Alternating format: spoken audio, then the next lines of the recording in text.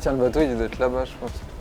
Dès 9h ce matin, la file s'allonge sur ce port de Hyères qui borde la Méditerranée. Parmi les touristes, Fanny, Antoine et leurs amis s'apprêtent à rejoindre l'île de Porquerolles pour la toute première fois. Bonjour. Bonjour. Chaque année, 1 million de visiteurs affluent sur ces quais où les compagnies de bateaux multiplient les allers-retours. La traversée dure 20 minutes. Mode vacances activé pour ses amis originaires de Lyon. À bord, ils se projettent sur cette destination phare qu'ils ont choisie au dernier moment. Le but qu'on va rechercher sur l'île de Porquerolles, c'est vraiment découvrir un nouveau paysage et se sentir un peu seul au monde, sans beaucoup de monde autour de nous et être un peu tranquille, quoi. Et le côté vraiment faune, sauvage, c'est vraiment ça qui nous intéressait. Et surtout les beaux paysages qu'on a pu voir sur la télé, sur les réseaux. À la barre, le capitaine Foudrinier est aux commandes de cette navette depuis 15 ans. Alors là, on note les heures de départ, le nombre de passagers. Hier, j'étais à 3000 personnes. Mais en gros, il y a une quantité maximum sur l'île. Alors qu'avant, on était nos limites. Et c'est vrai que ça pouvait faire beaucoup, ça pouvait faire un petit peu peur quand on voyait toute cette masse de personnes arriver sur l'île. Si les gens recherchent un peu l'isolement, c'est pas ici qu'il faut venir.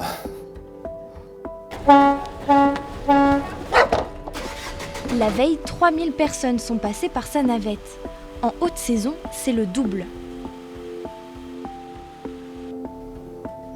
On est dans une belle région, ça on ne peut pas se le cacher. C'est vrai que c'est important de préserver toute cette île. Plage paradisiaque, eau turquoise, Porquerolles est surnommée la perle des îles de Hyères. Ce joyau du sud de la France a obtenu le statut de parc national en 2012. En Méditerranée, à 5 km des côtes, l'île de Porquerolles abrite des paysages contrastés. 13 km² de pins, de myrtes, de falaises escarpées et de plages de sable blanc. En période estivale, les 500 habitants à l'année cohabitent avec 6000 visiteurs journaliers. Cette affluence n'est pas sans conséquence sur l'environnement. Érosion côtière, destruction de la faune marine, gestion des déchets, un dilemme pour les acteurs locaux. Comment réussir à faire vivre leur commerce en période estivale tout en préservant leur lieu de vie ? Selon une étude du parc national, d'ici 2050, la montée des eaux devrait atteindre plus d'1 mètre. Un danger pour ce joyau qui pourrait un jour disparaître. Découvrez comment les habitants se battent pour préserver l'île de Porquerolles. À la manière des casques bleus qui maintiennent la paix, l'association des casques verts tente de préserver l'île depuis 1987. Ça et l'intérieur, et après c'est bon. Leur objectif du jour ? Installer des ganivelles, des barrières en bois pour ralentir l'érosion de la plage Notre-Dame, située à l'est de l'île. Longue de 800 mètres, elle a été élue en 2015 la plus belle d'Europe. En l'espace de 20 ans, Jean-Michel Auger, chef d'équipe des casques verts, a observé une nette avancée de la mer. C'est pas nous qui avançons les aménagements, ou le parc national, c'est l'eau qui monte. L'érosion fait que la plage, elle recule. On voit là l'absence de sable. La plage, elle a reculé de 50 cm en 1 ou 2 hivers. On a mis ça l'année dernière. Donc là, en 1 an, il est parti ça. Des ganivelles étaient posées sur le sol. Vous avez 20 cm de sable et 50 là qui sont partis. Quand on est allongé, disons que les autres sont obligés de passer dans l'eau, pratiquement.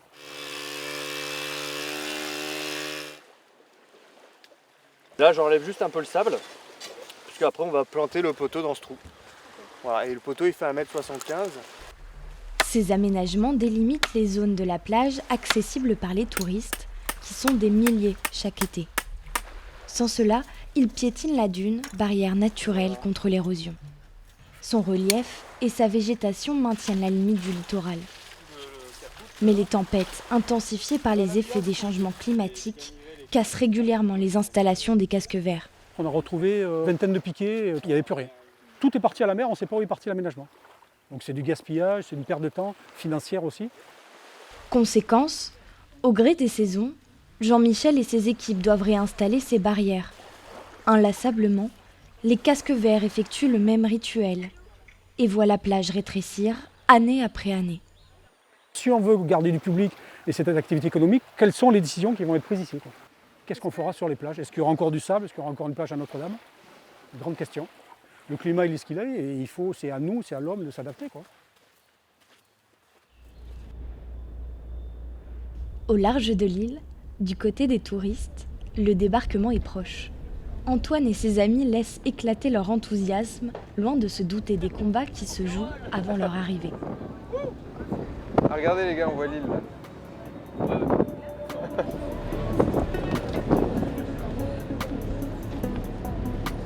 Voilà, on est arrivé dans le port de Porquerolles. On va accoster tranquillement. En 2021, jusqu'à 9000 passagers débarquaient chaque jour à Porquerolles. Commerce bondé, file d'attente sur le port, un afflux que la métropole et les compagnies batelières ont décidé de réguler il y a 4 ans. Une jauge maximale de 6000 visiteurs par jour a été fixée en haute saison, une fréquentation encadrée à laquelle Fanny, 25 ans, ne s'attendait pas. Je suis surprise par le monde, je suis surprise par le nombre de restaurants, de bâtiments et d'activités qu'il peut y avoir à l'extérieur. J'aurais pensé que ça aurait pu être un peu plus sauvage, ce qui n'est pas forcément péjoratif le monde qu'il y a, mais c'est assez étonnant pour une petite île comme ça en fait. Fanny, Antoine et leurs amis s'arrêtent dans ce restaurant du centre-ville. Erwan y travaillait déjà avant la mise en place des quotas, qui n'ont pas impacté le chiffre d'affaires du commerce. Il a même augmenté de 20%. Il estime aussi que la jauge a permis d'améliorer les conditions d'accueil des touristes. Plus de place sur les plages, plus de vélos libres, plus de place pour circuler. Nous, l'affluence aussi, on est content de faire du chiffre, mais quand il y a trop de monde, beaucoup d'attentes aussi, les clients s'en plaignent. Donc c'est bien qu'ils aient limité quand même dans tous les sens, c'est pas mal. Ça n'empêche pas de faire des bonnes journées, de travailler, de faire des bonnes saisons. C'est assez, ils ont mis la jauge assez haut quand même. Pour la bande d'amis, direction la plage d'Argent. La plus touristique et accessible de l'île à seulement 20 minutes à pied de l'embarcadère.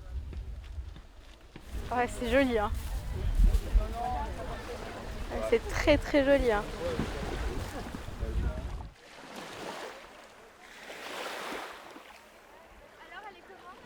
Elle est fraîche. Elle est encore bien fraîche. Mais ça fait plaisir de voir la mer. On l'a pas à Lyon. Le sable, on a vu mieux. Mais l'eau est magnifique et l'environnement est magnifique par contre. Il n'y a pas de doute là-dessus. La plage est très propre dans le sens où il n'y a pas de déchets. Je vais dire pas énormément, mais j'en ai pas vu du tout. Après, est-ce qu'ils sont cachés sous les algues? Je ne sais pas. Mais pour le coup, mon regard s'est plus porté sur le nombre d'algues plutôt que le nombre de déchets parce qu'elle est très propre à part ça. Contrairement à ce que Fanny perçoit, ce ne sont pas des algues, mais des plantes marines menacées, indispensables à l'écosystème. Charles-François Boudouresque, biologiste marseillais, les étudie depuis plus de 50 ans. Là, au bout de ma chaussure, tout ça, ce sont des posidonies qui ont été arrachées, bien sûr, par les ancres. Les ancres des bateaux sont l'une des causes de destruction des herbiers de Posidonie. Naturellement, les courants ramènent les feuilles mortes sur le rivage et forment ces banquettes.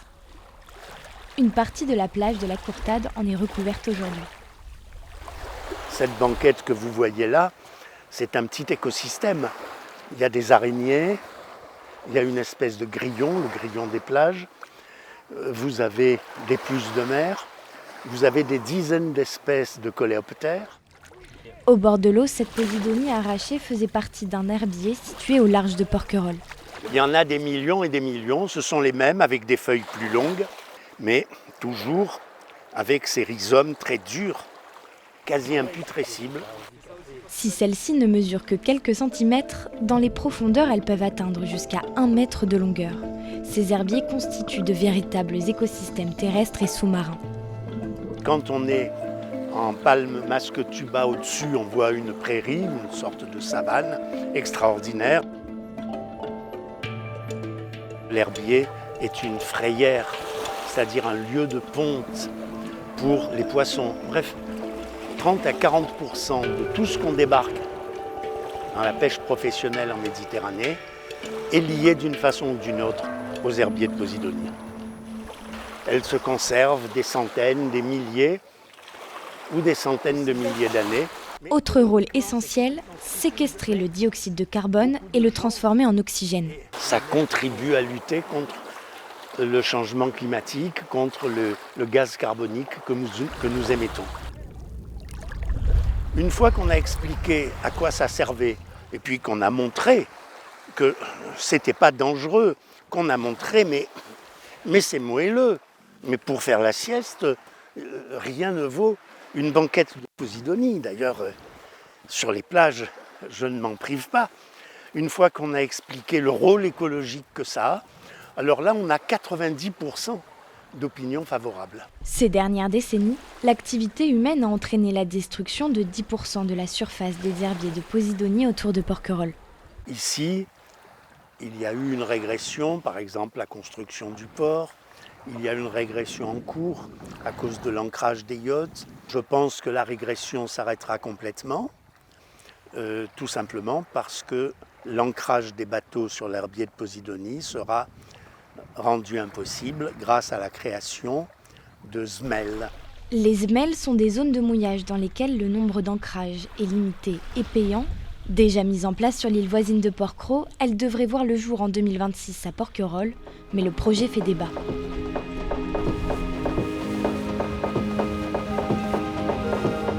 Sémaphore de Porquerolles du Macha. Macha pour un essai radio. Macha du sémaphore de Porquerolles, vous êtes fort et clair. Comme 4000 autres plaisanciers, Pascal a signé une pétition contre l'instauration des semelles autour de Porquerolles. Le mouillage de son bateau lui coûterait 25 € par nuit. Il craint que ces eaux dans lesquelles il navigue depuis 17 ans ne se transforment en parking payant. Allez, on va sur le pont. Pourquoi mettre des bouées alors qu'il y a du sable? Si on n'a plus la liberté de s'ancrer sur du sable, c'est une façon de tuer malheureusement la plaisance. Pour lui, ces bouées seraient inutiles. Le civisme et le bon sens des plaisanciers suffiraient à sauver les herbiers. Comme vous l'avez pu voir, on est dans une zone très claire. Donc il y a une forte probabilité pour que cette zone très claire soit du sable. Donc bien entendu, il n'y a aucune dégradation possible quand on pose son ancre dans du sable. Par contre, ce que vous voyez là, vous voyez des taches plus sombres. Eh bien ça, c'est de la Posidonie. Mettre son ancre dans de la Posidonie, c'est peu recommandé, parce qu'il y a quand même un risque de dégradation. Mais selon les gérants du parc national de Porquerolles, en haute saison, près de la moitié des bateaux jettent l'ancre dans la Posidonie, ce qui détruit les fonds marins. Il y a de plus en plus de compagnies de location de bateaux moteurs, de location de voiliers, et c'est ça aussi qui pose problème. D'abord parce que les ports sont très occupés par ces unités, et également ces bateaux sont loués par des gens qui sont parfois pas assez expérimentés. La création des semelles est un moyen pour les gérants du parc national de réguler le tourisme nautique. Autre mission, cette fois-ci encadrée depuis 13 ans, la réglementation des zones sous-marines sensibles et ses espèces. Le parc interdit notamment la pêche et la plongée dans plusieurs endroits de l'île. Une mesure qu'approuve Guillaume, moniteur de plongée depuis 6 ans. Aujourd'hui, sorti en mer avec Flore, Maria, Joséphine, Bruno et Cédric, tous parisiens. Le cours de plongée commence toujours par une leçon de sensibilisation au respect du trésor vert de Porquerolles. On ne touche à rien, on est hyper stabilisé, on s'approche. Si on veut s'approcher d'un animal, on va venir vider ses poumons tout doucement pour contrôler la descente. Et inspirer un peu fort pour remonter sans toucher à la faune et à la flore. La Posidonie, on peut éventuellement passer les mains dans la Posidonie. C'est très agréable, c'est le contact avec la nature, c'est très agréable. Un briefing nécessaire même pour ses clients les plus aguerris. Bruno plonge à Porquerolles depuis 20 ans. En théorie, on fait une très belle plongée. Après, on regarde, on observe. Mais là, chaque plongée, c'est un peu aléatoire. C'est d'ailleurs ça qui est sympa, c'est que tu peux plonger ici 2 fois de suite, 3 fois de suite, tu verras pas forcément les mêmes choses. 20 mètres sous l'eau, la richesse aquatique s'offre à Guillaume et ses clients, à l'image de ces herbiers de Posidonie parfaitement conservés.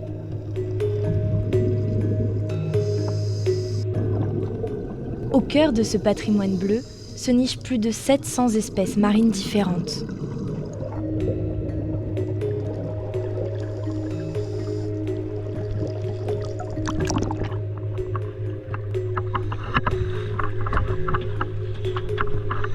C'était génial. Il y avait des roses aussi, en plus des roses avec des... Oui, ça c'est des antias. Antias, ouais. On y rencontre de l'assidie, des bernards l'ermite, des anémones, témoins de la protection des fonds marins, comme nos plongeurs du jour. À la tête de ce club de plongée depuis 8 ans, Michael, originaire de Bordeaux, se réjouit de cette préservation. Moi je trouve que c'est plus propre qu'avant, ici. Ici je plonge depuis 20 ans. C'est plus propre et il y a plus de poissons. C'est aussi notre fonds de commerce de travail, donc il faut aussi savoir bien le protéger.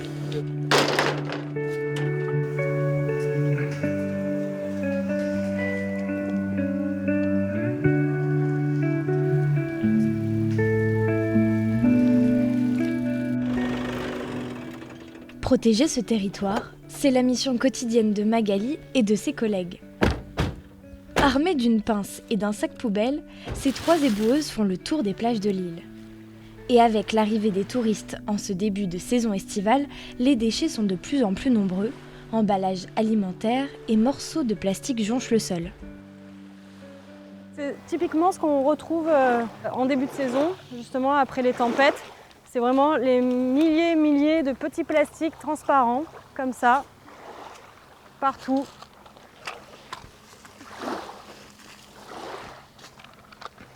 Et là, il y en a jusque dans l'eau. Ces déchets proviennent en grande partie du continent. Ils ont été acheminés par les courants. La Méditerranée est considérée comme la mer la plus polluée au monde, avec plus d'1 million de tonnes de plastique accumulées, selon un rapport du WWF. Voilà, des petits plastiques comme ça. Ça, il y en a beaucoup. L'an passé, Magali et ses collègues ont récolté près de 2,5 tonnes de déchets, la majorité en haute saison. En saison, c'est quand même les toilettes sauvages. Donc ça va être, ouais. En saison, on fait beaucoup ça.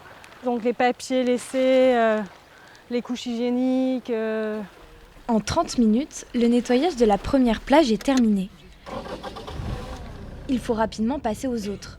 Magali et ses collègues ont 3 heures pour nettoyer les principales plages de Porquerolles, un travail de fourmi qu'elles effectuent depuis 6 ans. Moi, je trouve que c'est le travail le plus sympa de Porquerolles, les plages.